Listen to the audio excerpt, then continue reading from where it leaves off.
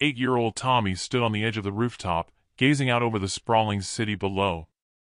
It was a chilly evening, the kind that hinted at winter's approach. The sun had dipped below the horizon, leaving the sky awash in deep purples and soft oranges. From this height, the city looked peaceful, almost serene, as its lights flickered on one by one. Tommy was a quiet boy, always polite, with a calm demeanor that belied his age. He was the kind of child who said please and thank you without being prompted, who smiled sweetly at strangers and helped his teachers without being asked. Everyone who met him remarked on his impeccable manners, his angelic face framed by soft, dark curls, and his wide, innocent eyes. But Tommy was different. He always had been.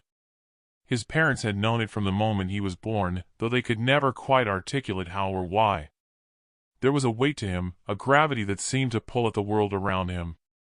He rarely cried as a baby, and when he did, things tended to break, light bulbs shattered, clocks stopped ticking, and once, the family dog ran away and never came back. As he grew older, these strange occurrences only became more frequent, though they remained inexplicable. A classmate who bullied Tommy ended up in the hospital with a mysterious illness. The neighbor's cat, which had scratched him, was found lifeless in its yard the next day. But no one ever suspected the sweet, well-mannered boy who always seemed to be in the wrong place at the wrong time. Tonight, as Tommy stood on the rooftop, he felt a sense of purpose that he didn't fully understand. He looked down at the bustling city, at the people who hurried home from work, at the cars that honked in traffic, and at the lights that twinkled in office buildings and apartments.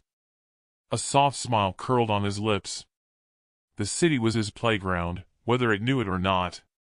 The power inside him, the dark, ancient force that simmered beneath his innocent exterior, was growing stronger every day.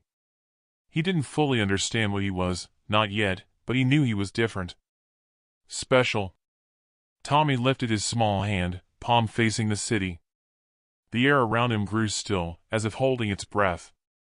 He whispered a single word, a word that carried on the wind, reaching into every corner of the city. For a moment, everything seemed to stop, the people, the cars, the very heartbeat of the city itself. Then, just as suddenly, life resumed. The city breathed again, unaware of the shadow that had passed over it, of the quiet, well-mannered boy who had just whispered its fate. Tommy turned away from the edge, his smile lingering as he headed back downstairs.